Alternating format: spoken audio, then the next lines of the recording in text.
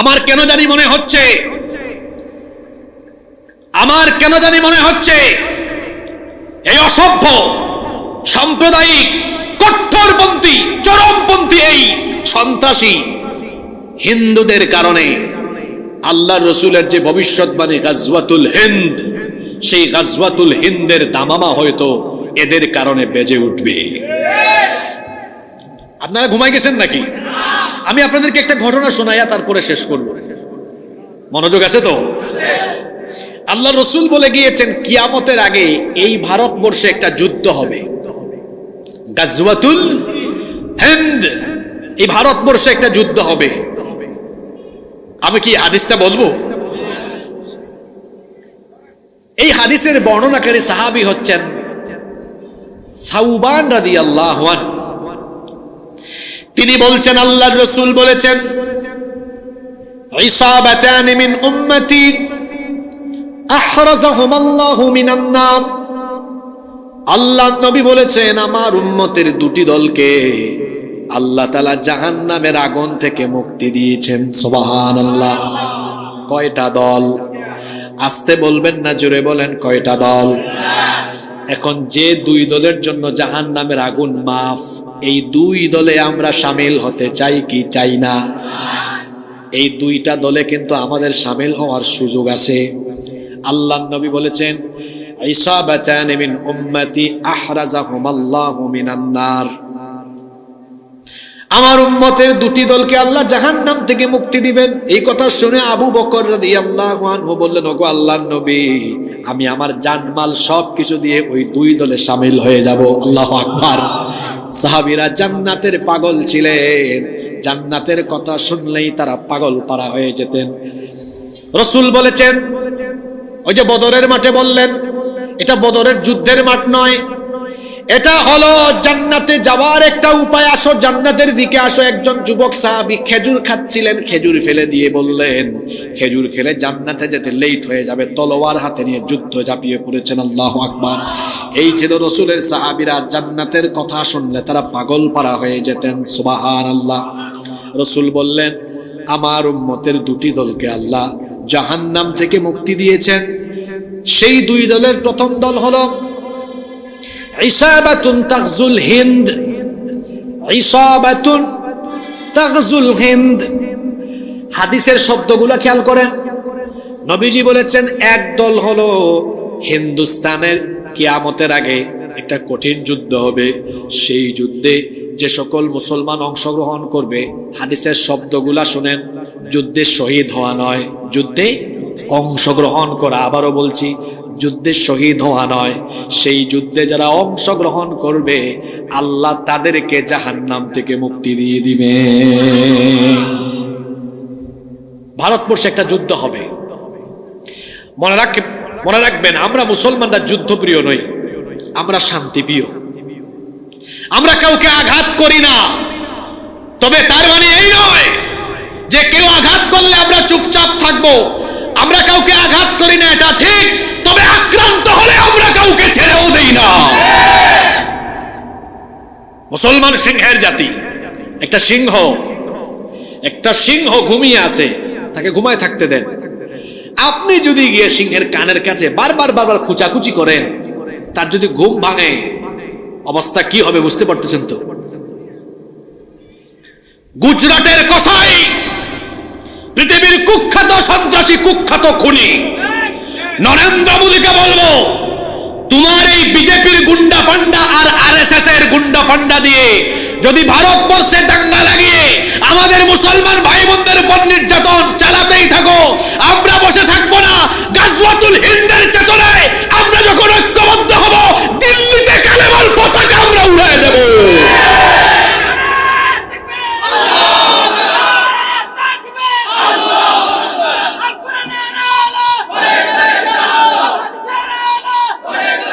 আপনারা তো অনেকে ভারতে যান না?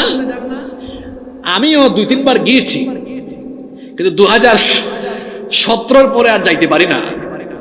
17 সালে একবার লাস্ট গেলাম, যখন এয়ারপোর্টে আটকে দিয়েছে, হ্যারেস করেছে। ওরা তো আবার এইরকম আমাদের মতো জুব্বা টুব্বা দেখলে, টুপি দাড়ি দেখলে খুব ভয় পায়। কলকাতা এয়ারপোর্টে আটকায় রেখে বিদায় করে দিয়েছে, এরপর থেকে আর যাই না। কিন্তু প্রায় 8-10টা স্টেট ঘুরেছি, বিশেষ করে যে সকল জায়গাগুলোতে আমাদের পূর্বপুরুষদের তৈরি করা স্থাপনা, নিজের চোখে সেগুলো দেখেছি। এই ভারতে সুন্দর সুন্দর যা আছে সব কিন্তু মুসলমানরা নিজের হাতে তৈরি করেছে। আগ্রার তাজমহল, লাল কেল্লা, আগ্রা ফোর্ট যেটাকে বলা হয়, তারপরে কুতুব মিনার, শীষ মিনার, দিল্লির শাহী মসজিদ, সব তো মুসলমানদের হাতে করা। এই ভারতবর্ষকে মুসলমানরা 800 বছর শাসন করেছে, কিন্তু মুসলমানরা তো কখনো কোনো অমুসলিমের গায়ে হাত তুলে নাই, কারো মন্দির পুরায় নাই। পুরাইছে? মানুষ মাটির নিচে খনিজ সম্পদ পায়, আর এই শয়তানরা মাটির নিচে খালি মসজিদ পায়। কথা বুঝেন না আমার? আমরা কখনো কোনো মন্দির দখল করে মসজিদ বানাই নাই। 47 সালে ইস্ট ইন্ডিয়া ভারত থেকে গিয়েছে, ব্রিটিশ মুক্ত হয়েছে ভারত। ওই ভারতের স্বাধীনতা আন্দোলনেও কিন্তু হিন্দুদের চেয়ে মুসলমানদের অবদান বেশি। এটা আমি ফাঁকা বলি আর এখানে চাপাবাজি করে যাচ্ছি না। ওই দিল্লিতে গেলে ইন্ডিয়া গেট ঘুরে আসবেন, আমি নিজে গিয়েছি সেখানে, ইন্ডিয়া গেট। ওখানে দেখবেন স্বাধীনতা আন্দোলনে যারা শহীদ হয়েছেন এদের নাম লেখা আছে, দেখবেন সেখানে মুসলমানদের সংখ্যা সবচেয়ে বেশি। ভারতের স্বাধীনতা আন্দোলনের জন্য মুসলমানরা বেশি রক্ত দিয়েছে। আমরা কখনো অমুসলিমদের গায়ে হাত তুলি নাই, মন্দির পুরাই নাই। কিন্তু 47 থেকে 2025 এই কয়েক বছরে তারা এই দেশকে শাসন করে তারা অমানবিকতা আর জুলুমের শেষ সীমায় চলে গিয়েছে। এরা এত পাষণ্ড, এরা আমাদের শত শত বছরের ঐতিহ্য বাবরি মসজিদ দখল করে রাম মন্দির বানিয়ে আমাদের কলিজায় আগুন ধরিয়ে দিয়েছে।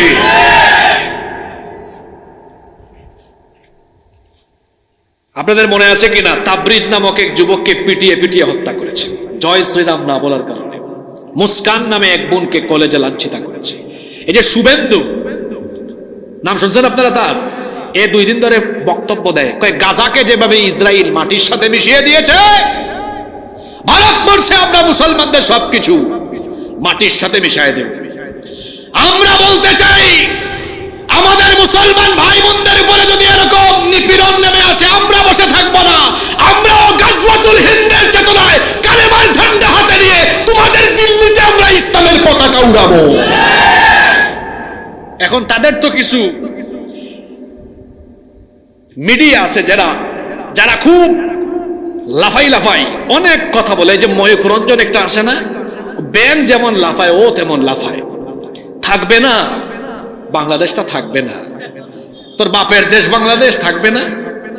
মাঝখানে বলছিল না চট্টগ্রাম থাকবে না, চট্টগ্রাম থাকবে না, কে নিয়ে যাবে? তোর বাপের দেশ এটা। চট্টগ্রামের দিকে হাত বাড়ায় দেখ, বীর চট্টগ্রামের মুসলমানেরা সেই কালো হাত ভেঙে চুরে গুড়িয়ে দিবে। কই সিলেট থাকবে না, আমার বাড়ি তো সিলেট, জানেন নি আপনারা। তা আমরাও কইছি ওইয়া হামাও বাদে দইরা বাদাম দিব, কিতা দিমু? আমাদেরকে চিনে না, ব্যাককলের দল। আমাদের একটা সোনালী ইতিহাস আছে। হযরত শাহজালাল মুজাররদ ইয়ামানি রহমাতুল্লাহ আলাইহি ইয়ামান থেকে সিলেটে এসেছেন, গৌর গোবিন্দকে সিলেট থেকে বের করে দিয়েছেন। আমরা শাহজালালের রুহানি সন্তানেরা এখনো জীবিত আছি। আমাদের শাহজালাল রহমাতুল্লাহ আলাইহি যেভাবে গৌর গোবিন্দকে সিলেট থেকে উৎখাত করে দিয়েছেন, হযরত শাহজালাল রহমাতুল্লাহ আলাইহির রুহানি সন্তানরাও সিলেটের মাটির দিকে কেউ কালো হাত বাড়ালে সেই হাতকে ভেঙে টুকরা টুকরা করে দিবে। তারা কি বলে আপনারা এগুলো দেখেন কিনা জানি না, মাঝে মাঝে তারা তাদের টেলিভিশনে দেখায় বাংলাদেশ আর ভারত যদি যুদ্ধ হয় বাংলাদেশ পারবে না। আপনাদের কি মনে হয়? সন্দেহ আছে? হ্যাঁ, শুনেন, হাদিসও বলে যাব, বাস্তবতা দিয়েও বোঝাবো। যদি কোনো কারণে বাংলাদেশ আর ভারতের কোনোদিন যুদ্ধ হয়, বাংলাদেশের সাথে এরা পারবে না। ভৌগোলিক কারণে পারবে না, রাজনৈতিক কারণেও। কারণ বাস্তবিক কারণে দেখবেন বাংলাদেশের সাথে ভারতের যুদ্ধ হলে চীন এসে বাংলাদেশের পক্ষ নেবে। আর আমাদের আশেপাশে আরো 2-4টা দেশ আছে, এটার নাম আর বললাম না, যাদের কাছে পারমাণবিক অস্ত্রশস্ত্র আছে। এর একদম জামাতের সাথে খাড়াই থাকবে। বাস্তবিক কারণেও ভারত পারবে না। আমি বাস্তবিক কারণ বাদ দিয়ে, আমাদের তো ইমান আছে, ইমানই কারণে এরা জীবনেও, কারণ হলো রসুল বলে গিয়েছেন ভারতবর্ষে একটা যুদ্ধ হবে, সেই যুদ্ধে অনেক মুসলমান শহীদ হবে, কিন্তু এই যুদ্ধে মুসলমানদেরকে বিজয়ী করে দিবেন কে? বলবেন হুজুর কেমনে পারবো, এত বড় একটা দেশ, হ্যাঁ, ওদের প্রায় 30 ভাগের 1 ভাগ আমরা, 130 কোটি জনসংখ্যা, আর আমাদের কত? 18 কোটি বা 20 কোটি হইলেও হইতে পারে, 18 বা 20 কোটি। ওদের কত কোটি? কথা বলেন না কেন আপনারা? কেমনে পারবো? ওদের মিলিটারি সেনা বেশি, আমাদের সেনা কম, ওদের যুদ্ধ বিমান, ওদের যুদ্ধের অন্যান্য সরঞ্জাম সব বেশি, আমাদের সব কম, কেমনে পারবে? শোনেন, ওদের সব আছে, আমাদের সব না থাকলেও আমাদের ইমান আছে, ওদের ইমান নাই। আজকে একটা আয়াত পড়ছি না, একটা না 2টা আয়াত পড়ছি না, একটা আয়াতে তখন পড়ছি, আরেকটা বাকি রেখে দিছিলাম এই পয়েন্টের সাথে এই আয়াতটা পড়ার জন্য। আপনারা কি 8-10 মিনিট মনোযোগী থাকতে পারেন? আমি কি আয়াতটা পড়বো না মুনাজাত দিয়ে দিব? এবার শুনেন, ওরা যে পারবে না, কেন পারবে না শুনেন। সূরা আনফালের 64-65 নম্বর আয়াত, এগুলা বাড়িতে পড়বেন। কেন পারবে না শুনেন। ইয়া আইয়ুহান নাবিয়্যু হাররিদিল মুমিনিনা আলাল কিতাল, হে নবী, মুমিনদেরকে আপনি যুদ্ধের ব্যাপারে উৎসাহিত করেন, ইনকারেজ করেন। যুদ্ধকে মুমিনরা ভয় পায় না, কারণ যুদ্ধে শহীদ হয়ে গেলে আমাদের জীবন সফল, আমাদেরকে বিনা বিচারে বিনা হিসাবে জান্নাত দিবেন কে? এই জন্য আমার জাতীয় কবি বলেছেন, উহারা চাহুক দাসের জীবন, আমরা শহীদি দরজা চাই। নিত্য মৃত্যু ভিতরা, আমরা মৃত্যু কোথায় খুঁজে বেড়াই, আমরা মৃত্যুকে ভয় পাই না। এজন্য আল্লাহ নবীকে আল্লাহ বলেছেন, ও নবী, মুমিনদেরকে ইনকারেজ করেন, যুদ্ধের ব্যাপারে উৎসাহিত করেন। কেন তাদেরকে উৎসাহিত করবেন? তার কারণ হলো, মনোযোগ দিয়ে শোনেন, ইয়াকুম মিনকুম 20 সাবিরুনা ইয়াগলিবু মিআতাইন। ইয়াকুম মিনকুম 20 সাবিরুন, নবী, যদি মুমিনদের মধ্যে ধৈর্য ধারণ করে জিহাদে অংশ নেওয়া 20 জন হয়, কয়জন? ইয়াগলিবু মিআতাইন, 200 জনের উপর তারা বিজয়ী হয়ে যাবে। সুবহানাল্লাহ কইতে ইচ্ছে করে না।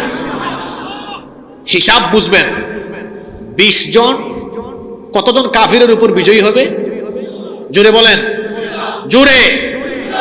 আয়াত কিন্তু শেষ হয় নাই, বাকিটুকু শুনেন।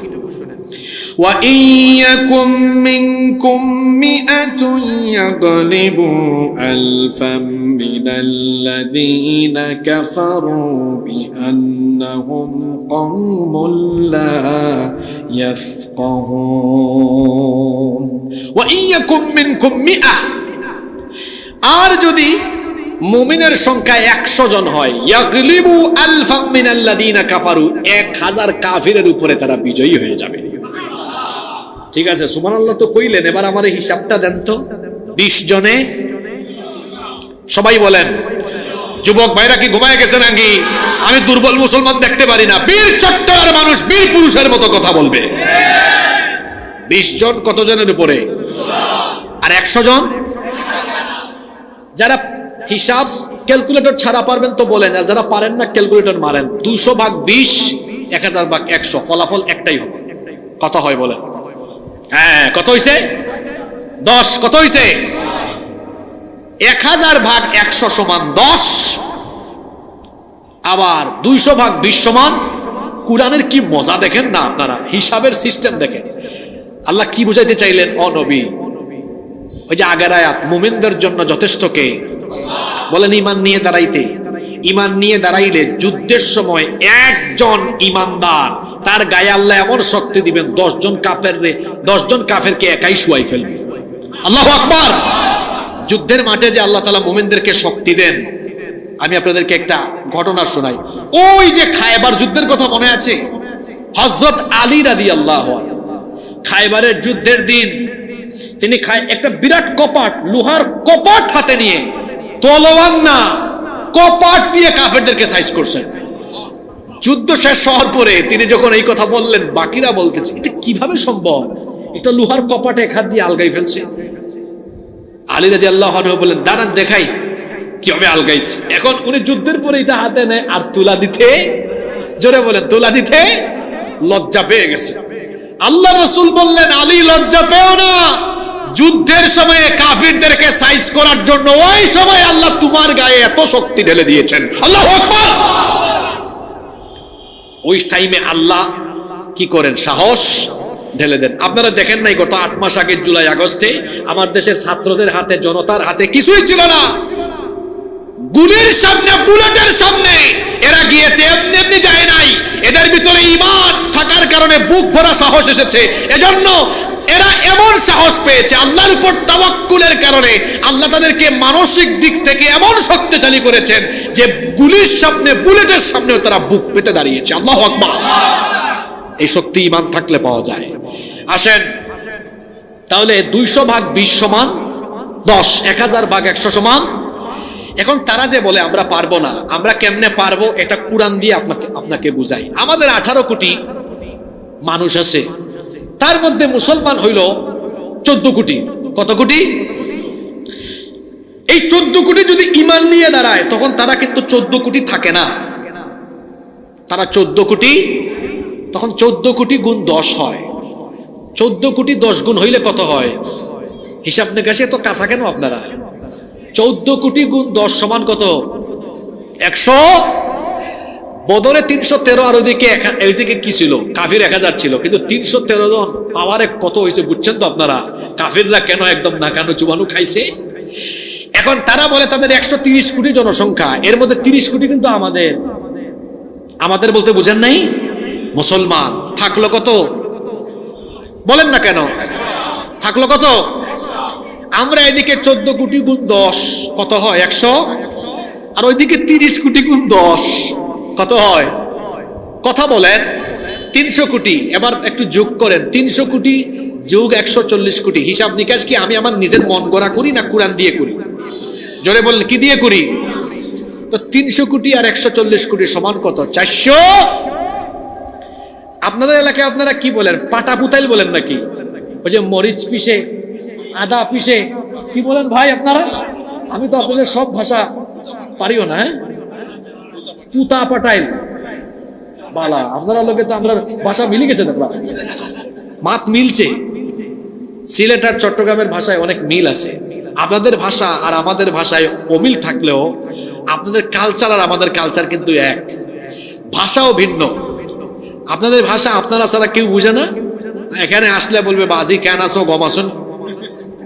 আর আমাদের সিলেট গেলে আপনারা বলবে কিতাব হিসাব বালানি, আউকা খাউকা বউকা যাউকা।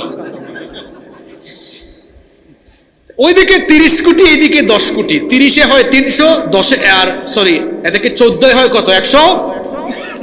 পাটা পুতাইলের মাঝখানে যা আসলে, পাটা পুতাইলের মাঝখানে কিছু দিলে তা যেমন একেবারে কিমা কিমা হয়ে যায়, একেবারে যেভাবে পিষে একেবারে মিহি হয়ে যায়। শুনে রাখো, বিজেপির সন্ত্রাসীরা, গুজরাটের কসাই, আরএসএস এর গুন্ডা, নরেন্দ্র মোদী সহ বিজেপির সকল সন্ত্রাসীদেরকে বলছি, আমাদের দিকে আঙ্গুল তুলে কথা বলে না। আমরা সিংহের জাতি, ঘুম ভাঙাইও না। আমরা যুদ্ধপ্রিয় নই, আমরা শান্তিপ্রিয়। যদি আমাদেরকে অশান্ত করে তুলো, তোমরা ভাবছো আমরা সংখ্যায় কম, কিন্তু আমরা তো 30 আর 10 গুণ বৃদ্ধি পেয়ে যখন 440 কোটি হয়ে দুই দিক থেকে তোমাদেরকে জাতা মারবো, পাটা পুতাইলের মাঝখানে পেঁয়াজ আস্ত যেমন মিহি হয়ে যায়, তেমনি 30-এ আর 10-এ এরা 10 গুণ শক্তিশালী হয়ে যখন 440 দিয়ে মাঝখানে তোমাদেরকে জাতা মারবে, তখন সবাই পিছে গিয়ে গাজওয়াতুল হিন্দে কালেমার পতাকাকে আমরা দিল্লি পর্যন্ত উড়াইয়া দিব। মোকাবেলা করতে পারবা? তাহলে ভারতবর্ষে একটা যুদ্ধ হবে, গাজওয়াতুল হিন্দ। হিন্দুস্তানের ওই যুদ্ধে, সেই মহাপবিত্র যুদ্ধে মুসলমানরা যে বিজয়ী হবে, আপনাদের কোনো সন্দেহ আছে? আর জোরে বলেন, সন্দেহ আছে? কোনো সন্দেহ নাই, মুসলমানরাই বিজয়ী হবে। হিন্দুস্তানের এই যুদ্ধ কিন্তু সামনে আসতেছে। যদি আমরা হায়াতে আমাদের জীবদ্দশায় হিন্দুস্তানের যুদ্ধের খবর শুনি, আমরা কি মুনাফিকের মতো ঘরে বসে থাকবো? রাসূল যাদের জন্য জান্নাতের ওয়াদা দিয়েছেন, বলেছেন 2 দলকে আল্লাহ জাহান্নাম থেকে মুক্তি দিবেন। এক দল যারা হিন্দুস্তানের সেই পবিত্র যুদ্ধে অংশ নেবে। যদি আমাদের হায়াতে সুযোগ আসে সেই পবিত্র যুদ্ধে অংশগ্রহণ করতে, কারা কারা প্রস্তুত? দুই হাত তুলে আল্লাহকে দেখাও। আল্লাহ যার সাথে থাকেন তাকে কিংবা তাদেরকে মোকাবেলা করার কোনো দুঃসাহস পৃথিবীর কারোরই থাকে না। কারণ আল্লাহ যার সাথে থাকেন তারা সবল না দুর্বল? আস্তে বলবেন না, জোরে বলেন, সবল না দুর্বল? আল্লাহ যার সাথে থাকেন সেই ব্যক্তি সবল হয়ে যায়। পৃথিবীর কোনো শক্তি তাকে আর পরাভূত করতে পারে না। খেয়াল করে শোনেন, আমাদের জাতির পিতা, জোরে বলেন তো, আমাদের জাতির পিতার নাম কি? যারা চুপচাপ থাকলো, কিও জাতির পিতা কে? নাকি 16-17 বছর গুতা খাইয়া এখনো সাহস করে বলতে পারেন না? জোর করে জাতির ঘাড়ে জাতির পিতা হিসাবে কাউকে চাপিয়ে দেওয়া যাবে না। জাতির পিতা বানিয়ে রাস্তায় রাস্তায় মোড়ে মোড়ে জনগণের ট্যাক্সের পয়সায় মূর্তি বানিয়েছে। আলেমরা যখন মূর্তির বিরোধিতা করেছে, আলেমদেরকে জেলখানায় নিয়েছে। মূর্তি বানিয়ে কোনো মানুষকে ইতিহাসে বা মানুষের মনে ধারণ করিয়ে রাখা যায় না। মূর্তি বানালে ওখানে কাক পাখি এসে পেশাব পায়খানা করবে। ওখানে আবার জনগণের পয়সা দিয়ে, বেতন দিয়ে আরেকজনকে পাহারাদার রাখা লাগবে। এদেশের জনগণ কাউকে ক্ষমতায়, এই দেশের জনগণ কাউকে ক্ষমতায় বসায় কারো বাপের মূর্তি বানানোর জন্য নয়। আমরা যখন মূর্তির বিরুদ্ধে কথা বলেছি, আমাদেরকে জেলখানায় নিয়েছে। আমরা বুঝাইলাম ভালো, বুঝছে খারাপ। তারপরে জুলাই আগস্টে আমাদের স্কুল কলেজে ছাত্ররা দায়িত্ব নিয়েছে, হুজুর আপনারা যেটা পারেন নাই আমরা ওইটা কইরা দেই।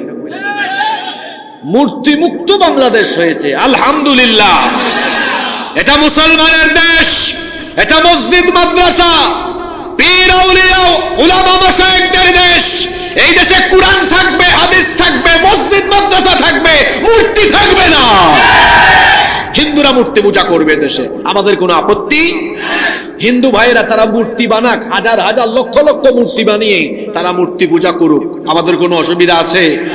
উনার ধর্ম উনি পালন করবে। আমাদের হিন্দু ভাই বোনেরা তাদের ধর্ম নিরাপদে, নির্বিঘ্নে, ইচ্ছা মতো, আনন্দের সাথে, খুশির সাথে এই দেশে তারা মূর্তি পূজা করুক, আমাদের কোনো আপত্তি। কিন্তু আপনি মুসলমানদের টাকায় মুসলমানদের প্রতিষ্ঠানে মূর্তি বানাবেন, এরকম সুযোগ তো আপনাকে দেশের জনগণ দেয়নি, দিবেও না ইনশাআল্লাহ। তো জাতির পিতা তিনি জোর করে হন নাই, তাকে জাতির পিতা বানিয়েছেন কে? মিল্লাতা আবিকুম ইব্রাহিম, তোমাদের মিল্লাতের পিতা হলেন ইব্রাহিম। সুবহানাল্লাহ।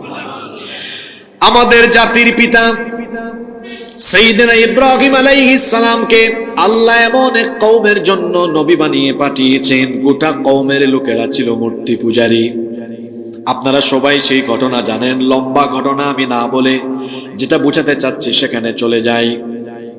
মূর্তিগুলো ভাঙার অপরাধে সাইয়েদনা ইব্রাহিম আলাইহিস সালামকে যখন নমরুদ আর তার সাঙ্গপাঙ্গরা গ্রেফতার করলো, এরপরে যখন ইব্রাহিম আলাইহিস সালামকে আগুনে পুড়িয়ে মৃত্যুদণ্ড কার্যকর করার জন্য তারা সিদ্ধান্ত নিল, বিশাল আয়তনের এলাকা জুড়ে আগুনের কুণ্ডুলি জ্বালালো।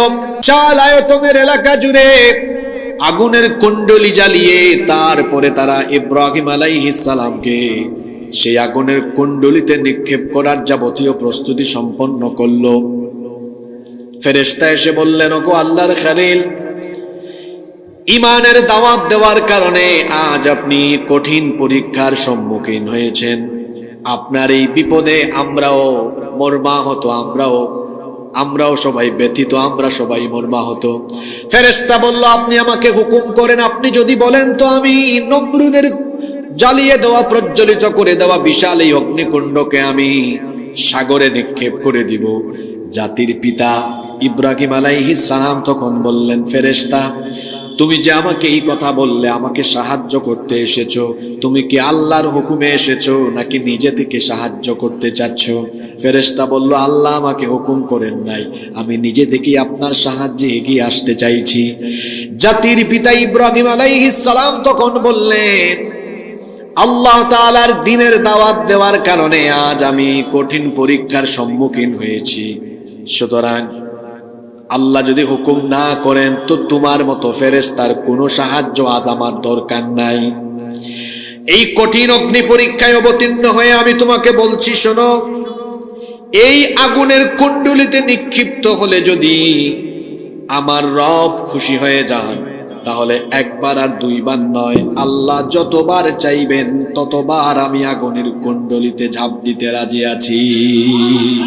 তিনি বললেন, ফেরেশতা তোমার সাহায্যের আমার দরকার নাই, কারণ আল্লাহর দ্বীনের কাজ করতে গিয়ে এই কঠিন পরীক্ষায় আমি অবতীর্ণ হয়েছি, তোমার সাহায্য দরকার নাই। তার কারণ হলো হাসবুনাল্লাহু ওয়া নি'মাল ওয়াকিল, আমার জন্য যথেষ্ট কে? আরো জোরে বলেন, কে? কঠিন এই পরীক্ষা তিনি জানেন কিছুক্ষণ পরেই তাকে আগুনের কুণ্ডলিতে ফেলে দেওয়া হবে। কঠিন এই দুঃসময়েও তিনি আল্লাহর উপর তাওয়াক্কুল, আল্লাহর উপর দৃঢ়তার অবিচলতা থেকে এক চুলো দূরে সরে যাননি। আল্লাহ তাআলা জাতির পিতার এই ঈমান দেখে, তার দৃঢ়তা অবিচলতা দেখে আল্লাহ তাআলা বললেন, আরে ইব্রাহিম, তুমি তো এই পরীক্ষার মধ্যে কৃতকার্য হয়ে গেলে। যখন নমরুদের বাহিনী ইব্রাহিম আলাইহিস সালামকে আগুনের কুণ্ডলিতে ফেলে দিল, তখন আল্লাহ তাআলা আগুনকে হুকুম করলেন, ইয়া নারু কুনি বারদাও ওয়া সালামান আলা ইব্রাহিম।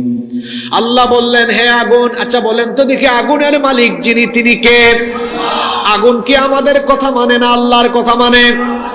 আগুনের স্বভাব হলো দহন করা, জ্বালিয়ে দেওয়া, ছারখার করে দেওয়া। কিন্তু আগুন সেদিন তার স্বভাবের বিপরীত কাজ করলো। আল্লাহ তাআলা বললেন, হ্যাঁ আগুন, তোমাকে তো বানিয়েছি, সৃষ্টি করেছি জ্বালানোর জন্য, পুরানোর জন্য, কিন্তু আজকে তোমার স্বভাবের বিপরীত কাজটি তুমি করবে। ইয়া নারু কুনি বারদাও ওয়া সালামান আলা ইব্রাহিম, হে আগুন, তুমি আমার খলিল ইব্রাহিমের জন্য শান্তিদায়ক, আরামদায়ক হয়ে যাও। নমরুদ আর তার বাহিনী ইব্রাহিম আলাইহিস সালামকে আগুনে ফেলে দিয়েছে। তারা খুব আনন্দ ফুর্তি করছে, মনে মনে বলছে, আমাদের দুশমন, আমাদের শত্রু ইব্রাহিম আজকে আগুনে পুড়ে শেষ হয়ে যাবে। তারা খুব ফুর্তি করতেছে, আনন্দ করতেছে। এর মধ্যে একজন এসে বলে, লিডার স্যার, অবস্থা তো ভালো না। নমরুদ বলে, কই কি হয়েছে? সে বলল, আমরা যে ইব্রাহিমকে আগুনে ফেলেছি পুরানোর জন্য, জ্বালিয়ে পুড়িয়ে ছারখার করে দেওয়ার জন্য, আজকে আগুনের কি হলো বুঝলাম না। আমরা যে আগুন প্রজ্বলিত করলাম ইব্রাহিমকে জ্বালানোর জন্য, লিডার তাকায়া দেখেন আগুন তো ইব্রাহিমকে জ্বালাতে পারে না, পুরাতেও পারে না। আজকে আগুন ইব্রাহিমের জন্য ফুল বাগান হয়ে গিয়েছে। নমরুদ এবং তার বাহিনীর প্রজ্বলিত আগুন ইব্রাহিম আলাইহিস সালামের কোনো ক্ষতি করতে পারে নাই, কারণ ইব্রাহিম আলাইহিস সালামের সাথে ছিলেন কে? আল্লাহ যার সাথে থাকেন তাকে কেউ মোকাবেলা করতে পারে না। আল্লাহ যার সাথে থাকেন কেউ তার বা তাদের কোনো ক্ষতি করতে পারে না। ওই যে মুসা নবীর কাহিনী তো আপনাদের মনে আছে। মুসা নবী যখন তার উম্মত নিয়ে মিশর ছেড়ে চলে যাচ্ছেন, লোহিত সাগরের সামনে যাওয়ার পরে পিছন থেকে ফেরাউনের বাহিনী ধাওয়া করতে করতে যখন তাদের নিকটে চলে আসলো, মুসা নবীর উম্মত তখন বললেন, ওগো আল্লাহর নবী মুসা, কোন বিপদে আমাদেরকে ফেললেন? সামনে লোহিত সাগর, সামনে গেলেও আমাদের মরণ, পিছনে ফেরাউনের বাহিনী, পিছনে গেলেও আমাদের মরণ। কোথায় যাব? সামনেও মরণ, পিছনেও মরণ। তারা বলল, মুসা তাকিয়ে দেখেন, পিছনে ফেরাউনের বাহিনীর সাথে অস্ত্র শস্ত্র আছে, তীর আছে, তলোয়ার আছে, বর্ষা আছে, বল্লম আছে, আমাদের সাথে তো কিছুই নাই। দেখেন কঠিন এই বিপদের সময় সামনে সাগর, পিছনে ফেরাউনের বাহিনী, আর উম্মত বলে আমাদের সাথে কিছু নাই। তখন নবী বলে, নবী এমন কথা বললেন, আল্লাহ এই কথাটা কোরআনে কারিমে উঠায়া দিয়েছেন। মুসা নবী বললেন, কে বলেছে আমাদের সাথে কেউ নাই? কাল্লা ইন্না মাইয়া রাব্বি সায়াহদিন, কখনো নয়। ইন্না মাইয়া রাব্বি, আমার উম্মত কে বলেছে আমাদের সাথে কিছু নাই? ওদের সাথে অস্ত্র শস্ত্র, তীর তলোয়ার, বল্লম, বর্ষা সব আছে। তোমরা বলতেছো আমাদের সাথে কিছু নাই। কে বলেছে কিছু নাই? ইন্না মাইয়া রাব্বি, আমাদের সাথে আছেন সর্বশক্তিমান, মহাশক্তিমান আল্লাহ। সুবহানাল্লাহ। সায়াহদিন, শীঘ্রই তিনি আমাদেরকে পথ দেখাবেন, নাজাতের রাস্তা দেখাবেন। দেখেন কঠিন বিপদ, দেয়ালে পিঠ থেকে গিয়েছে, সামনে সাগর, পিছনে ফেরাউনের বাহিনী, সামনে পিছনে দুই দিকে গেলে বিপদ। এই সময় তিনি কি হতাশ হয়েছেন? জোরে বলেন, হতাশ হয়েছেন? তিনি বলেছেন, উম্মত হতাশ হয় না, আল্লাহ আমাদের সাথে আছেন। আল্লাহ যার সাথে আছেন তাদের কোনো ভয় আছে? মুসা নবী যখন বললেন উম্মত হতাশ হয় না, আল্লাহ আছেন, মুসা নবীর এই দৃঢ়তা, এই অবিচলতা দেখে আল্লাহ বললেন, মুসা তোমার হাতে কি? মুসা নবী বললেন লাঠি। আল্লাহ বললেন আজকে এই লাঠির কারিশমা সবাই দেখবে, একটু আঘাত করো। লাঠি দিয়ে যখন আঘাত করলেন, সাগরের মাঝখান দিয়ে আল্লাহ একটা আর দুইটা নয়, বনি ইসরাইলের 12 গোত্রের জন্য আল্লাহ 12টা রাস্তা বানায় দিয়েছে। বলেন, এই কঠিন বিপদের সময় মুসা নবীর সাথে তলোয়ার, অস্ত্র শস্ত্র ছিল না, কিন্তু সাথে ছিলেন কে? নমরুদ, ইব্রাহিম মুসা আলাইহিস সালামকে ফেরাউন আর তার বাহিনী ধ্বংস করতে পেরেছে না ধ্বংস হয়েছে? ধ্বংস হয়েছে। আল্লাহ যার সাথে থাকেন তারা শক্তিশালী হয়ে যায়, তাদেরকে আর কেউ মোকাবেলা করতে পারে না। তারা সংখ্যায় যদি কম হয়, আল্লাহ যদি সাথে থাকেন তাহলে কেউ তাদেরকে মোকাবেলা করতে পারবে না। ওই যে হিজরতের কাহিনী আপনারা সবাই জানেন, আল্লাহর নবী যখন তার সাথী আবু বকর সিদ্দিক রাদিয়াল্লাহু আনহুকে নিয়ে হিজরতের রাতে রওনা করলেন, পথ চলতে চলতে ফজরের ওয়াক্ত যখন হয়ে গেল, আবু বকর সিদ্দিক রাদিয়াল্লাহু আনহু বললেন, ইয়া রাসূলুল্লাহ, আমরা বলি সাল্লাল্লাহু আলাইহি ওয়াসাল্লাম, ফজরের ওয়াক্ত হয়ে গিয়েছে, কিছুক্ষণ পরে ভোরের আলো উদ্ভাসিত হবে, এখন যদি আমরা পথ চলি তাহলে ধরা পড়ে যাব, কাফিররা আমাদেরকে চিনে ফেলবে। গারে সৌরের কাছে গেলেন, তিনি বললেন চলেন এই গুহার ভেতরে আমরা আশ্রয় নেই। ছোট্ট সংকীর্ণ সেই গুহার ভেতরে তারা আশ্রয় নিলেন। এতটাই সংকীর্ণ গুহা, এই গুহার মধ্যে অবস্থান নিয়ে এরকম একটু বসলে পরে উপর থেকে বোঝা যায় কেউ এখানে বসে আছে। এখানের মধ্যে একটু বসলে পরে কে আছে সেটা বোঝা যায়। যদি গুহার কাছে কেউ আসে তাহলে বুঝতে পারবে ভেতরে কে আছে। তারা যখন ভিতরে অবস্থান নিলেন, দিনের বেলা কাফির বেঈমানেরা যখন এই গুহার একেবারে নিকটে চলে আসলো, আবু বকর সিদ্দিক রাদিয়াল্লাহু আনহু তখন বললেন, ওগো আল্লাহর নবী, সম্ভবত আমরা কিছুক্ষণের মধ্যে ধরা পড়ে যাব। কাফিররা গুহার একেবারে কাছাকাছি চলে এসেছে, এখন যদি আমরা ধরা পড়ি তাহলে তো অবস্থা খারাপ হয়ে যেতে পারে। আমরা 2 জন, কিন্তু ওরা তো অনেকজন, ওদের সাথে অস্ত্র শস্ত্র আছে, আমাদের সাথে কিছুই নাই। শুনতেছেন আপনারা? আবু বকর রাদিয়াল্লাহু আনহু বললেন, আমাদের সাথে তো কিছুই নাই। আল্লাহর নবী কঠিন বিপদের সময় তার সাথীকে এমন জবাব দিলেন, আল্লাহ তাআলা সেটা আমাদের জন্য কোরআনে কারিমে উঠাইয়া দিলেন। আল্লাহর নবী তখন আবু বকর রাদিয়াল্লাহু আনহুকে বললেন, আবু বকর রে, কে বলেছে আমাদের সাথে কিছুই নাই? লা তাহজান ইন্নাল্লাহা মা'ানা, ভয় পেও না, হতাশ হয় না, চিন্তিত হয় না। ইন্নাল্লাহা মা'ানা, নিশ্চয়ই আমাদের সাথে যিনি আছেন। গলার আওয়াজ ছেড়ে দিয়ে বলেন তিনি কে? আল্লাহ সাথে ছিলেন। কাফিররা ক্ষতি করতে পেরেছে? আপনারা কথা বলছেন না কেন? ক্ষতি করতে পেরেছে? আপনারা হয়তো এখনো বুঝতে পারছেন না যে হুজুর ইব্রাহিম, মুসা, আমাদের নবীর হিজরতের কাহিনী, এতগুলা কাহিনী বলে কোন দিকে আগাইতে চাচ্ছে। একটু পরে বুঝবেন কোন দিকে আগাচ্ছে। হাসবুকাল্লাহু ওয়া মান ইত্তাবাআকা মিনাল মুমিনিন, মুমিনদের জন্য অস্ত্র শস্ত্র সংখ্যা এগুলা যথেষ্ট নয়। মুমিনদের জন্য এতটুকু এনাফ যে আল্লাহ যদি তাদের সাথে থাকেন তাদেরকে কেউ মোকাবেলা করতে পারে না। পৃথিবীতে যুগে যুগে কালে কালে আমরা সংখ্যা দিয়ে, সক্ষমতা দিয়ে বিজয়ী হইনি। পৃথিবীতে প্রত্যেক যুগে প্রত্যেকটি কালে আমরা আমাদের ইমানি চেতনা, ইমানি তেজ আর তাকওয়া, তাওয়াক্কুল দিয়ে আমরা কাফির কুফফারদের উপর বিজয়ী হয়েছি। সংখ্যা দিয়ে কি পৃথিবীতে কখনো মুসলমানরা বিজয়ী হয়েছে? ইসলামের প্রথম যুদ্ধের নাম কি? বদরের যুদ্ধ। এই যুদ্ধে বলেন তো মুসলমানদের সক্ষমতা বেশি ছিল না কাফিরদের সক্ষমতা বেশি ছিল? খেয়াল করে শুনেন। যুবক ভাইরা আসে না ঘুমাই গেছে? আজকে যুবকদেরকে বেশি দরকার। এটা যুবকদের ওয়াজ, কারণ লড়াই তো করতে পারবে যুবকেরা, ঠিক কি না? সংখ্যা দিয়ে, অস্ত্র শস্ত্র, বাহন, এগুলো দিয়ে মুসলমানরা কোন যুগেই বিজয়ী হয় নাই। মুসলমানরা বিজয়ী হয়েছে আল্লাহর সাহায্যে। ইসলামের প্রথম যুদ্ধ বদরের যুদ্ধ। আল্লাহ তাআলা এই যুদ্ধের কথা আমাদেরকে স্মরণ করিয়ে দিচ্ছেন। কোরআনে কারীমের 3 নম্বর সূরা, সূরা আলে ইমরানের 123 নম্বর আয়াতে আল্লাহ তাআলা বলছেন, وَلَقَدْ نَصَرَكُمُ اللَّهُ بِبَدْرٍ وَأَنْتُمْ أَذِلَّةٌ فَاتَّقُوا اللَّهَ لَعَلَّكُمْ تَشْكُرُونَ। আর অবশ্যই আল্লাহ তোমাদেরকে বদরে সাহায্য করেছেন যখন তোমরা ছিলে হীনবল, যখন তোমরা ছিলে দুর্বল। দেখেন সকল দিক থেকে মুসলমানরা কাফিরদের থেকে পিছিয়ে ছিল। সৈন্য সংখ্যা কাফিরদের 1000, মুসলমানদের 313। সৈন্য সংখ্যার দিক থেকে মুসলমানরা পিছিয়ে। সেই যুগে যুদ্ধের বাহন ছিল উট ঘোড়া। উট ঘোড়া বাহনের দিক থেকেও মুসলমানদের থেকে কাফেররা এগিয়ে। তখন যুদ্ধের যে অস্ত্রশস্ত্র ছিল, তলোয়ার, তীর, বর্ষা, বল্লম, সবকিছুতে কাফেররা এগিয়ে। মুসলমানদের সবার কাছে অস্ত্র নাই, কারো কাছে আছে ডাল। এইরকম ছিল অবস্থা। সকল দিক থেকে কাফেররা এগিয়ে।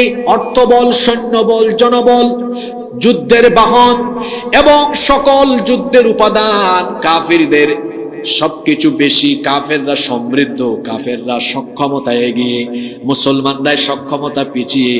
মুসলমানরা যখন এই অবস্থায় বদরের ময়দানে চলে গেল, আল্লাহর নবী এই 313 জন দুর্বল মুসলমানদেরকে নিয়ে বদরের ময়দানে যখন দাঁড়ালেন, আল্লাহ তাআলা তার নবীকে জানালেন, ও নবী, আপনি আপনার 313 জন সাহাবীদেরকে বলেন, এই বদরি সাহাবীদেরকে বলেন, চিন্তার কোনো কারণ নাই, টেনশনের কোনো কারণ নাই, লড়াই তাদেরকে করতে হবে না। তারা যদি ঈমানি তেজ নিয়ে শুধু ময়দানে কাফেরদের সামনে দাঁড়াতে পারে, লড়াই তারা করা লাগবে না। আসমান থেকে আমি আল্লাহ ফেরেশতা পাঠায়া কাফেরদেরকে শায়েস্তা করে বদরের ময়দানে আপনাকে আমি বিজয় দিয়ে দিব। আল্লাহ তাআলা তার নবীর সাথে যে ওয়াদা করেছেন, আল্লাহ কি নবীর সাথে করা ওয়াদা পূরণ করেন নাই? জোরে বলেন, করেন নাই? সূরা আনফালের 12 নম্বর আয়াতে আল্লাহ বলছেন, ইয ইউহি রাব্বুকা ইলাল মালাইকাতি আন্নী মাআকুম ফাসাব্বিতুল লাযীনা আমানু সাউলকি ফি কুলুবিল লাযীনা কাফারুর রা'বা ফাদরিবু ফাওকাল আ'নাক। আল্লাহ তাআলা বলছেন, ইয ইউহি রাব্বুকা ইলাল মালাইকাতি, স্মরণ করো যখন তোমার রব ফেরেশতাদেরকে ওহী করলেন, আদেশ করলেন, আন্নী মাআকুম, অবশ্যই আমি তোমাদের সাথে আছি। আল্লাহ ফেরেশতাদেরকে ডেকে বললেন, ফেরেশতারা বদরের ময়দানে যাও, কি আমার মুমিনদেরকে এমন ভাবে সাহায্য করো যাতে করে আমার মুমিনরা, আমার ইমানদার বান্দারা যুদ্ধের ময়দানে অটল থাকে, অবিচল থাকে। আল্লাহ তাআলা ফেরেশতাদেরকে বললেন যাও, আর নবীকে বললেন, নবী এরা যুদ্ধের মধ্যে হেরে যাবে, কারণ প্রথম দফায় আমি কি করব, সাউলকি ফি কুলুবিল লাযীনা কাফারুর রু'ব, আমি কাফেরদের অন্তরে ভীতির সঞ্চার করে দিব।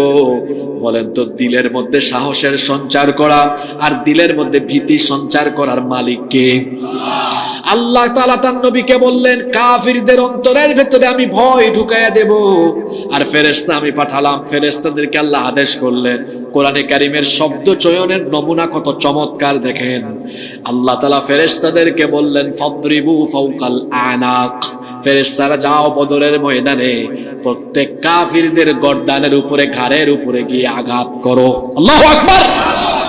যাও, ফাদরিবু ফাওকাল আনাক, এদের ঘাড়ের উপরে, গর্দানের উপরে গিয়ে আঘাত করো। আল্লাহ ফেরেশতাদেরকে যে হুকুম করেছেন, ফেরেশতারা কি সেটা পালন করেনি? জোরে বলেন, করেনি? আবু জেহেলের ছেলে ইকরিমা বিন আবু জাহাল তখনও মুসলমান হয়নি। বদর যুদ্ধের পরে তিনি বলেছেন, আমরা 1000-এর প্রশিক্ষিত সমৃদ্ধ বাহিনী নিয়ে যখন বদরের ময়দানে মুসলমানদেরকে শায়েস্তা করার জন্য এগিয়ে গেলাম, আমরা নজর করে দেখলাম কুতার থেকে ঝড়ের গতিতে সাদা সাদা কাপড় পরিহিত শুভ্র চেহারা বিশিষ্ট কারা জানি ঝড়ের গতিতে, তুফানের গতিতে এসে আমাদের নেতৃবৃন্দের শরীর থেকে মাথাকে আলাদা করে দিয়েছে। আল্লাহু আকবার। এরা ছিল আল্লাহর, বললেন না তো, আল্লাহর, জোরে বলেন, আল্লাহর বীর চট্টলার মুসলমানেরা, পৃথিবীর অতীত ইতিহাস আপনারা জেনে রাখুন। আমরা অস্ত্র শস্ত্র কোয়ান্টিটি সংখ্যা দিয়ে পৃথিবীতে কাফেরদেরকে মোকাবেলা করি নাই। আমরা যখন ঈমান নিয়ে তাওয়াক্কুল নিয়ে ময়দানে গিয়েছি, আল্লাহ ফেরেশতা পাঠায়া কাফেরদেরকে শায়েস্তা করে আমাদেরকে বিজয় দিয়েছেন। আল্লাহু আকবার। হাসবুকাল্লাহু ওয়া মান ইত্তাবাআকা মিনাল মুমিনিন। মুমিনদের জন্য কে যথেষ্ট? জোরে বলেন, কে যথেষ্ট? আজকে ফিলিস্তিন, পার্শ্ববর্তী দেশ ভারত, মুসলমানরা সেখানে নির্যাতিত, নিপীড়িত। পৃথিবীর 200 কোটি মুসলমান, অনেকেই কথা বলে না। বর্তমানে গাজা এবং রাফায় যে পরিস্থিতি চলছে, শুধু প্রতিবাদ করলেই হবে না। এই মুহূর্তে বর্তমান এই পরিস্থিতিতে গাজা এবং রাফায় অসভ্য বর্বর ইহুদিরা যে গণহত্যা চালিয়েছে, মজলুম মুসলমানদের পক্ষে লড়াই করা, ইসরায়েলের বিরুদ্ধে এই মুহূর্তে জিহাদ করা, যুদ্ধ করা 200 কোটি মুসলমানদের জন্য ফরজে আইন হয়ে গিয়েছে। আমার কাছে দলিল আছে, সূরা নিসা পড়বেন 75 নম্বর আয়াত। মক্কা থেকে হিজরত করে রাসূল এবং তার সাথে সাহাবীরা মদিনায় গেলেন, কিন্তু আর্থিক দৈন্যদশা এবং শারীরিক অক্ষমতার কারণে দুর্বল কিছু ঈমানদার, অসহায় কিছু ঈমানদার নারী, পুরুষ আর শিশু হিজরত করে মদিনায় যেতে পারলেন না। এরা মক্কায় থেকে গেলেন। মক্কার কাফিরেরা এদের উপরে অবর্ণনীয় জুলুম আর নির্যাতন যখন চালালো, তখন এই মজলুম নারী, পুরুষ আর শিশুরা আল্লাহর দরবারে তখন 3টা আবেদন করলো। জোরে বলেন, কয়টা? 1 নাম্বার আবেদন করলো, আল্লাহ এই জালিমদের হাত থেকে আমাদেরকে রক্ষা করো। 2 নাম্বার আবেদন করলো, আল্লাহ আমাদের জন্য তোমার তরফ থেকে অভিভাবক পাঠাও। 3 নাম্বার আবেদন করলো, আল্লাহ তোমার তরফ থেকে আমাদের জন্য সাহায্যকারী পাঠাও।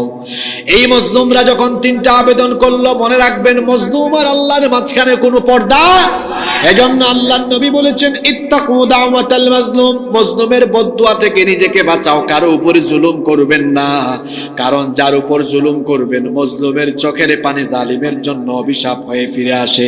আমার দেশে যারা 16-17 বছর মানুষের উপর জুলুম করেছে, আলেমদের উপর জুলুম করেছে, অন্ধকার কারাগারে নীরবে নিবৃতে সেই আলেমদের চোখের পানি যখন ঝরেছে, মজলুমদের সেই চোখের পানি আল্লাহর গজব হয়ে জালিমদের উপরে এমন ভাবে অভিশাপ হয়ে ফিরে এসেছে, যার দরুন এই মজলুমদের উপরে জুলুম করার কারণে, মজলুমদের বদদুয়ার ফলে জালিমরা শুধু ক্ষমতা ছাড়া হয় নাই, দেশ ছাড়া হয়ে চোরের মতো পালিয়ে যেতে বাধ্য হয়েছে। মজলুমের দোয়া বিফলে যায় না। এই মজলুমরা যখন দোয়া করলেন, আল্লাহ তাআলা এই মজলুমদের দোয়া কবুল করে আয়াত নাজিল করে দিলেন। মক্কায় চলে যাওয়া সেই মুহাজির সাহাবীদেরকে লক্ষ্য করে বললেন, ওয়া মা লাকুম লা তুকাতিলুনা ফি সাবিলিল্লাহ, তোমাদের কি হলো? কেন তোমরা আল্লাহর পথে লড়াই করছো না? ওয়াল মুস্তাদাফিনা মিনার রিজালি ওয়ান নিসাই ওয়াল উইলদান, সেই সকল দুর্বল ঈমানদার নারী, পুরুষ আর শিশুদের জন্য। আল্লাযীনা ইয়াকুলুনা, যারা মজলুম হয়ে বলছে, রব্বানা আখরিজনা মিন হাযিহিল ক্বরিয়াতিয যালিমি আহলুহা, হে রব আমাদেরকে এই জালিম অধ্যুষিত অঞ্চল থেকে বের করে দাও। ওয়াজআল লানা মিন লাদুনকা ওয়ালিয়া, আমাদের জন্য তোমার তরফ থেকে অভিভাবক পাঠাও। ওয়াজআল লানা মিন লাদুনকা নাসীরা, আর তোমাদের আর আপনার তরফ থেকে আমাদের জন্য সাহায্যকারী পাঠান। দুর্বল হাতে গোনা কয়েকজন ঈমানদার নারী, পুরুষ আর শিশুদের জন্য যদি কোরআনের আয়াত নাজিল করে আল্লাহ তাআলা বাকিদের উপরে জিহাদকে বাধ্যতামূলক করে দেন, এই আয়াতকে সামনে রেখে বলছি, হাতে গোনা কয়েকজনের পক্ষে জিহাদ করা যদি আল্লাহ ফরজ করে দিয়ে কোরআনের আয়াত নাজিল করতে পারেন, গাজা আর রাফায় লক্ষ লক্ষ নির্যাতিত, নিপীড়িত মুসলমানদের পক্ষে দাঁড়িয়ে আজকের পৃথিবীর শত শত কোটি মুসলমানদেরও তাদের পক্ষে দাঁড়িয়ে জিহাদ করা ফরজে আইন হয়ে গিয়েছে। আপনি বলবেন, হুজুর কেমনে কেমনে বলেন তো, এটা কি সম্ভব? আমাদের তো সক্ষমতা নাই। মনোযোগ আছে আপনাদের? হ্যাঁ, এখন কিন্তু পিক আওয়ার চলে, আলোচনার পিক আওয়ার, সবচেয়ে গুরুত্বপূর্ণ কথাগুলো এখন বলা হবে। মনোযোগ আছে? যুবক ভাইরা আছে না ঘুমায় গেছে? এখন আমাদের কিছু বাস্তববাদী মানুষ আছে, বাস্তববাদী, তারা বলে হুজুর বাস্তবতার কোনো জ্ঞান আছে আপনার? ওদের কাছে মিসাইল আছে, আমাদের কাছে মিসাইল আছে। ওদের কাছে পারমাণবিক অস্ত্র আছে, আমাদের কাছে সেগুলো আছে। আমাদের তো সক্ষমতা নাই, আমরা তো ওদের সাথে পারবো না। আর আমি আপনাকে বলছি শুনেন, ওদের সব আছে, আমাদের কিছু নাই, ঠিক আছে, কিন্তু আমাদের কাছে এমন জিনিস আছে যেটা ওদের কাছে সেটা কি না, সেটা কি ঈমান। সেটা কি? আমাদের ঈমান আছে, ওদের ঈমান।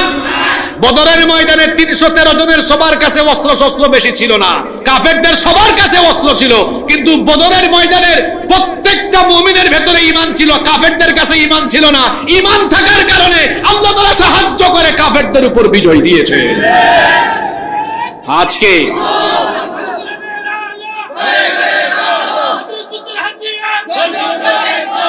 সম্মানিত উপস্থিতি, আজকে আমাদের যে জিনিসের সবচেয়ে বড় অভাব সেটা মিসাইল নয়, পারমাণবিক অস্ত্র নয়, আমাদের কাছে সবচেয়ে যে জিনিসের অভাব সেটা হলো ঈমান। কিসের অভাব? আচ্ছা, যে অঞ্চল নিয়ে কথা বলতেছি ওই অঞ্চলের নাম কি? ফিলিস্তিন। বলেন, এই অঞ্চলের নাম কি? ফিলিস্তিন, জেরুজালেম, মসজিদে আকসা। অতীতে কোন যুগে সক্ষমতার অস্ত্র দিয়ে বিজয় হয় নাই, এটা বিজয়ী হয়েছে আল্লাহর সাহায্যে। আমি আপনাকে কুরআন থেকে হাদিস থেকে শোনাব, মনোযোগ আছে সবার? মুসা নবীর ওই কাহিনী তো সবাই জানেন, যে মুসা নবী তার উম্মত নিয়ে সাগর পাস হয়ে চলে গেলেন, আর ফেরাউন তার দলবলকে আল্লাহ সাগরে ডুবায়া শেষ করে দিলেন। এতটুকু তো সবার জানা। মুসা নবী যখন তার উম্মত নিয়ে ওই পারে চলে গেলেন, তিনি তার উম্মত নিয়ে এখন কোথায় যাবেন? তারা কোনো দিক বিদিক পাচ্ছেন না, কোথায় যাবেন, কোন দিকে যাবেন কিছুই জানেন না। আল্লাহ তাআলা বললেন, হে আমার নবী মুসা, তুমি তোমার উম্মত নিয়ে আল আরদুল মুকাদ্দাসা, জেরুজালেম, ফিলিস্তিন, মসজিদে আকসার আশপাশের এই অঞ্চলটাকে বলা হয়েছে কোরআনে আরদুল মুকাদ্দাসা, পবিত্র ভূমি। সুবহানাল্লাহ পড়েন। তুমি তোমার উম্মত নিয়ে পবিত্র ভূমি জেরুজালেমে চলে যাও। শুনতেছেন আপনারা?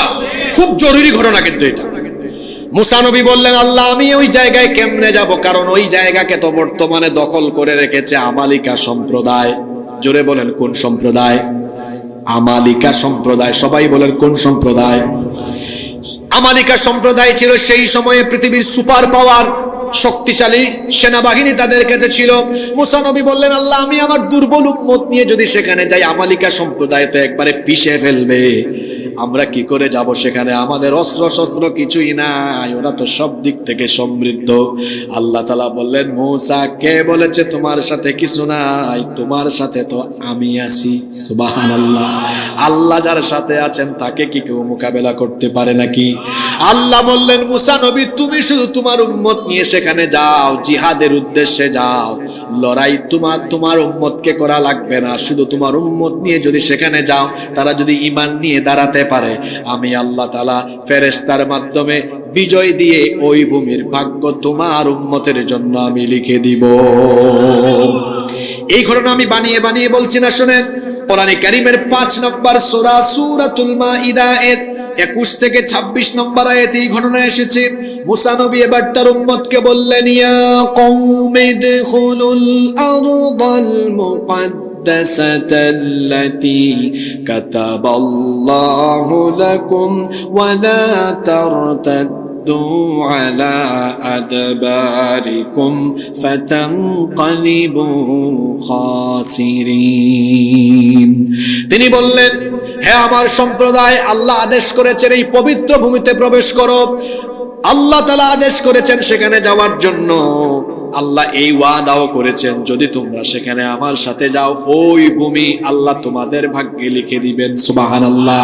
মুসা নবী এই কথাও বললেন, ওয়ালা তারতাদ্দু আলা আদবারিকুম, খবরদার পিছন ফিরে যেও না। যুদ্ধের ময়দান থেকে পলায়ন করা হলো কবিরা গুনাহ, পিছনে ফিরে যেও না, পলায়ন করো না। যদি করো তাহলে ফাতানকালিবু খাসিরিন, তোমরা ক্ষতিগ্রস্ত হয়ে যাবে। মুসা নবী যখন তার উম্মতকে আল্লাহর এই ওয়াদার কথা শুনালেন, তার উম্মত তখন জবাব দিল, তার উম্মত তখন বলল, ক্বালু ইয়া মূসা ইন্না ফীহা কওমান جبارين وإنا لن ندخلها حتى يخرجوا منها فإن يخرجوا منها فإنا দাখিলুন। তারা বলল, হে মূসা, তুমি কি জানো না, ইন্না ফিহা কওমান জাব্বারিন, সেখানে প্রতাপশালী শক্তিশালী এক সম্প্রদায় রয়েছে যারা ওই এলাকা শাসন করে। আমরা কি করে তাদের মোকাবেলা করব? এদের অস্ত্র শস্ত্র আছে, এদের প্রশিক্ষিত শক্তিশালী সেনাবাহিনী আছে, আমরা দুর্বল হয়ে অস্ত্র শস্ত্র ছাড়া কি করে তাদের বিরুদ্ধে লড়াই করব? এরা যদি নিজে থেকে ওখান থেকে বের না হয় আমরা যাব না। দেখেন, আল্লাহ ওয়াদা করেছেন গেলেই বিজয় দিবেন কে? জোরে বলেন কে? বিজয়ের এই ওয়াদা শোনার পরেও এমন বেয়াদবিমূলক কথা বলল।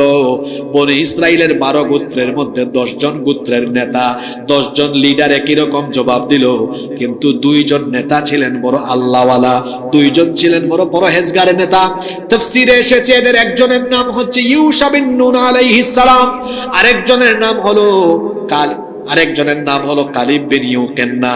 এই 2 জন তখন বললেন, ক্বালা রাজুলানি মিনাল্লাযীনা ইয়াখাফুনা আন'আমাল্লাহু আলাইহিম আদখুলু আলাইহিমুল বাবা ফাইযা দাখালতুমুহু غالبون وعلى الله فتوكلوا إن كنتم মুমিনিন।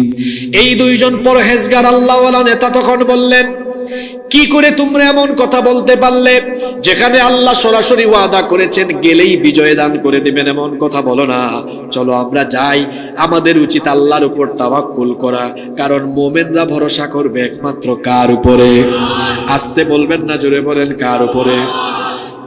কিন্তু বাদবাকি নেতারা বলল, না, নেভার এভার, কখনোই আমরা সেখানে যাব না। তারা সরাসরি বলল, ক্বালু ইয়া মূসা ইন্না লান নাদখুলাহা আবাদান মা দামু ফিহা ফাযহাব আনতা ওয়া রাব্বুকা ফাকাতিলা ইন্না হাহুনা কাঈদুন। তারা বলল, আমরা কখনোই সেখানে প্রবেশ করব না। মুসা, তুমি এক কাজ করো, যেহেতু আল্লাহ তাআলা তোমাকে আদেশ করেছেন জিহাদের জন্য, সুতরাং তুমি আর তোমার রব, তোমরা 2 জন গিয়ে কাফেরদের বিরুদ্ধে যুদ্ধ করো, আর আমরা বাকিরা এখানে বসে বসে এই দৃশ্যটা উপভোগ করি। নাউজুবিল্লাহ। কি বেয়াদব উম্মত! এই কথা যখন তারা বলল, মুসা নবী তখন বললেন, ক্বালা রাব্বি ইন্নী লা আমলিকু ইল্লা নাফসি ওয়া আখি ফাফরুক বাইনানা ওয়া বাইনাল কওমিল ফাসিকিন। তিনি বললেন, হে রব, আমার আর আমার ভাইয়ের উপর আমার আধিপত্য আছে, কিন্তু বাকিদের উপর তো আমার কোনো করণীয় নাই, জোর করে তো তাদেরকে আমি মানাতে পারবো না, সুতরাং তাদের আর আমার ব্যাপারে তুমি একটা সিদ্ধান্ত নিয়ে নাও। আল্লাহ তাআলা তখন ফয়সালা করে দিলেন, ক্বালা فإنها محرمة عليهم 40 سنة يتيهون في الأرض فلا تأس على القوم الفاسقين। আল্লাহ বললেন, আমি তো ওয়াদা করেছিলাম গেলেই তো বিজয় দিয়ে দিতাম, যেহেতু গেল না, বেয়াদবি করলো মুসা নবী তোমার সাথে, বলতেছে তুমি আর তোমার আল্লাহ যুদ্ধ করো। এই বেয়াদবদেরকে আমি শাস্তি করলাম। আমি বলেছিলাম গেলেই ওয়াদা করলাম এই ভূমি তাদের ভাগ্যে লিখে দিব, যেই ভূমি তারা পেয়ে যেত গেলেই, এটা এখন আর পাবে না। 40 বছরের জন্য আমি নিষিদ্ধ করলাম, যে জায়গায় আছে ওই জায়গাতে 40 বছরের দিগ্ভ্রান্ত হয়ে ঘুরে বেড়াবে। 40 বছরের উন্মুক্ত কারাগার, উন্মুক্ত জেলখানায় বন্দিত্ব দশায় তারা থাকবে। ময়দানে তিহ প্রান্তরে এরা 40 বছরের উন্মুক্ত কারাগারে ঢুকে গেল। কি কারাগার? জোরে বলেন। উন্মুক্ত কারাগার মানে বুঝছেন, চতুর্দিকে কোনো দৃশ্যমান দেয়াল নাই, শিকল নাই। এরা এমন এক মুসিবতে বলল, খেয়াল করেন, প্রতিদিন ভোরবেলা সকালবেলা তারা তাদের বাড়ির উদ্দেশ্যে, মিশরের উদ্দেশ্যে হাঁটা আরম্ভ করে। সূর্যাস্তের টাইমে দেখে সকালবেলা যেখান থেকে হাঁটা আরম্ভ করছে, সন্ধ্যাবেলা ওই জায়গায় আবার আসছে। মানে বিষয়টা হইলো এমন, মীরনগর থেকে সকালে হাঁটা আরম্ভ করছে, সন্ধ্যায় দেখে এখনো মীরনগরেই আছে। এই মুসিবত কত বছরের জন্য? শুধু হাসলে হবে না, কাহিনীটা শুনলে হবে না, শিক্ষা নিতে হবে। জিহাদের হুকুম আসার পরে, জিহাদের পরিস্থিতি তৈরি হওয়ার পরে এরা জিহাদে না যাওয়ায় আল্লাহর গজবে পড়েছিল। আজকে ফিলিস্তিনে মজলুম ফিলিস্তিনিদের উপরে অসভ্য দখলদার ইহুদিরা যে গণহত্যা চালাচ্ছে, এই ইহুদিরা আল্লাহর গজবে পড়বে, এতে কোনো সন্দেহ নাই। তবে এই মজলুমদের এই জুলুম দেখেও পৃথিবীতে মুসলমান যারা এদের পক্ষে দাঁড়ায়নি, কথা বলেনি, ইহুদিদের উপরে আল্লাহর গজব যখন পড়বে তার আগে এই মুনাফিক নামধারী মুসলমানদের উপর আল্লাহর গজব পড়বে। এটা এখান থেকে শিক্ষা নেন আপনি, এদের উপর গজব আসে নাই। আচ্ছা, খেয়াল করে শুনেন, কাহিনী কিন্তু সামনে আরো মজা, আমাদের জন্য অনেক শিক্ষা আছে। মনোযোগ আছে? কষ্ট হচ্ছে আপনাদের? মোনাজাত দিয়ে দিব। এই বিপদ আসলো মুসিবতদের উপর কত বছরের জন্য? উন্মুক্ত কারাগার। এদের একটা জেনারেশন শেষ হয়েছে, বুড়া মানুষ অনেকে মারা গেছে, 40 বছর হয়ে যাচ্ছে। এর মধ্যে মুসা নবীও দুনিয়া থেকে চলে গিয়েছেন। বনি ইসরাইলের দায়িত্ব পেয়েছেন ইউশা বিন নুন আলাইহিস সালাম। শুনতেছেন আপনারা? এবার পরবর্তী প্রজন্মের ছেলেপেলেরা বলতেছে আমাদের বাপদাদারা এক ভুল করছে, এই ভুলের উপর কি আমরা পড়ে থাকবো? তারা তওবা করলো, ইউশা বিন নুন আলাইহিস সালামের কাছে গেল, আল্লাহ যে আমাদেরকে গজবে ফেলছেন এটা থেকে আমরা বাঁচতে চাই। তিনি বললেন বাঁচার একমাত্র উপায় হলো তওবা করে আল্লাহর হুকুম মতো ওই জেরুজালেমে গিয়ে কাফেরদের বিরুদ্ধে যুদ্ধ করা। আল্লাহু আকবার। তারা বলল আমরা তওবা করলাম। তিনি বললেন তওবা করলেই হবে না, আল্লাহর ওই হুকুম পালন করতে হবে। জেরুজালেমে গিয়ে সেই আমালিকা শক্তিশালী সম্প্রদায়ের বিরুদ্ধে জিহাদ করতে হবে। তবে আল্লাহর ওয়াদা এখনো বলবৎ আছে, আল্লাহর হুকুম মতো ওখানে গেলে সাহায্য করবেন কে? খেয়াল করে শুনেন, দুর্বল ঈমান হয়ে গেছে যাদের, সক্ষমতা দিয়ে মুসলমান বিজয়ী হয় না। গিয়েছেন এবার দলবল নিয়ে জেরুজালেমকে পুনরুদ্ধার করার জন্য। আমালিকা সম্প্রদায় মসজিদে আকসা সহ গোটা জেরুজালেমকে দখল করে রেখেছে। তুমুল যুদ্ধ শুরু হয়েছে। যুদ্ধ চলতে চলতে জুমার দিনে আসরের নামাজের সময়, হাদিসটা বুখারী শরীফে এসেছে, খেয়াল করে শুনেন, যুদ্ধ করতে করতে করতে করতে মুসলমানরা, ইমানদাররা বিজয়ী হয়ে যাচ্ছে, এরকম একটা পরিস্থিতিতে কাফেররা পরাজিত হওয়ার দ্বার প্রান্তে। দিনটা ছিল জুমার দিন। জোরে বলেন কোন দিন? সময়টা হচ্ছে আসরের সময়। কোন সময়? আমাদের উম্মতের সাপ্তাহিক ইবাদতের দিন হলো জুমাবার, কিন্তু ওই উম্মতের সাপ্তাহিক ইবাদতের দিন ছিল শনিবার। কি বার? এখন আসরের সময় ইউশা বিন নুন আলাইহিস সালাম খেয়াল করতেছেন, আহারে যুদ্ধের তো অবস্থা এমন, মুসলমানরা বিজয়ের দ্বার প্রান্তে, ইমানদারেরা, কাফেররা পরাজিত হওয়ার পথে আছে, কিন্তু সূর্যটা যদি ডুবে যায় তাহলে শনিবার আরম্ভ হবে, আর শনিবার সাপ্তাহিক ইবাদতের দিন হওয়ায় যুদ্ধ বিগ্রহ বন্ধ থাকবে।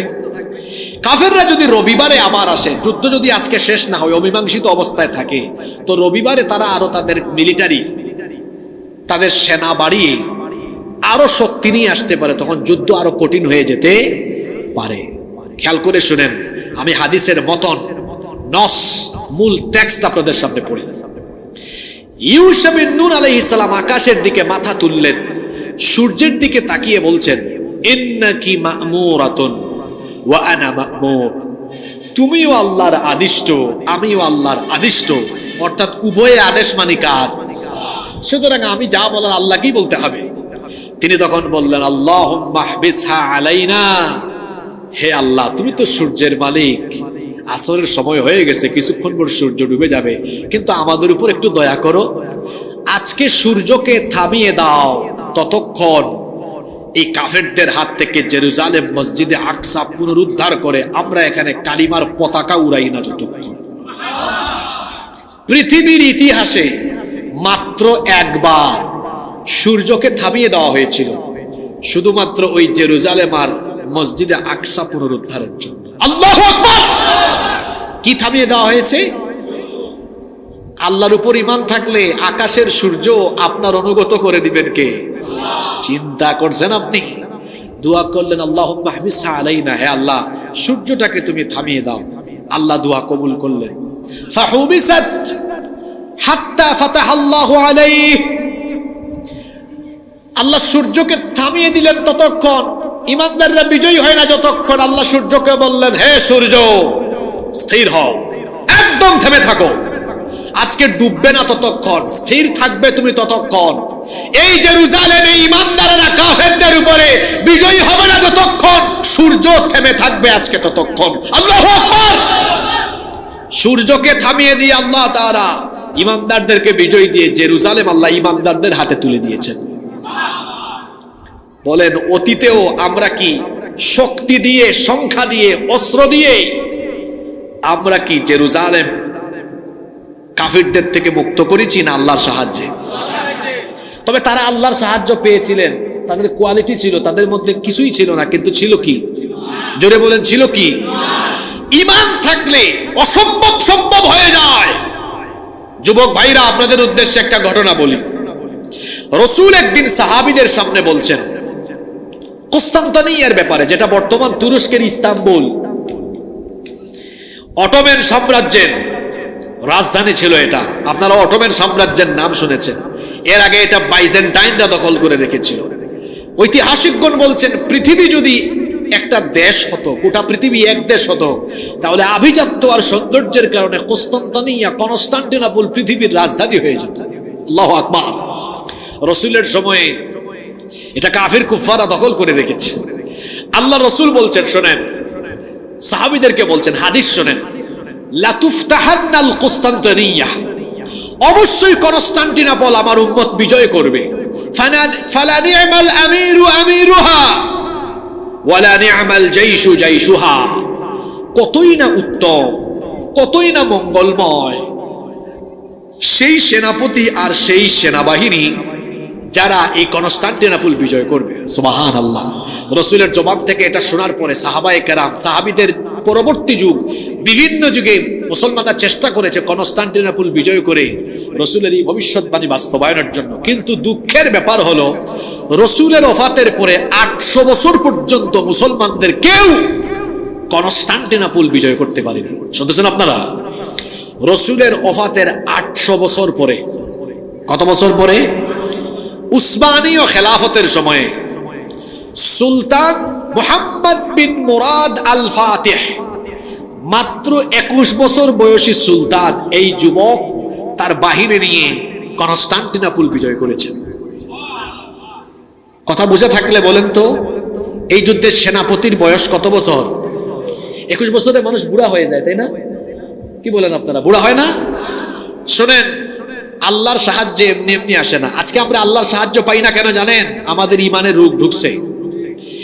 এরা যখন কনস্টান্টিনোপল বিজয় করলেন, তখন সবাই মিলে পরামর্শ করলেন, রাসূলের ভবিষ্যৎবাণীর বাস্তবায়ন হয়েছে। রাসূলের ওফাতের কত বছর পরে হয়েছে? আমরা 2 রাকাত নামাজ পড়ে আল্লাহর শুকরিয়া জানাবো।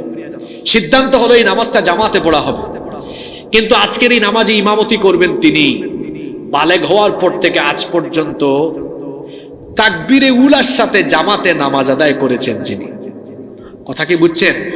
শুধু জামাতে নামাজ না, আমরা অনেকেই জামাতে নামাজ পড়ি, কিন্তু শর্ত হলো মা'আত তাকবীরাতিল উলা, প্রথম তাকবীর, তাকবীরে উলার সাথে। এখন আর কেউ সামনে যায় না। কিছুক্ষণ পরে অল্প অল্প করে হেঁটে সামনে এগিয়ে যাচ্ছেন ওই 21 বছরই কমান্ডার, সেনাপতি সুলতান মুহাম্মদ বিন মুরাদ আল ফাতিহ।